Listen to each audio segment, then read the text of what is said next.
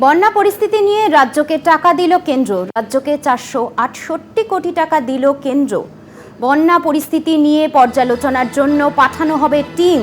বন্যায় কি ক্ষয়ক্ষতি হয়েছে তা নিয়ে পর্যালোচনার জন্য। দীপ্তিমান ভট্টাচার্য রয়েছেন আমাদের সঙ্গে, এই বিষয়ে বিস্তারিত জানবো।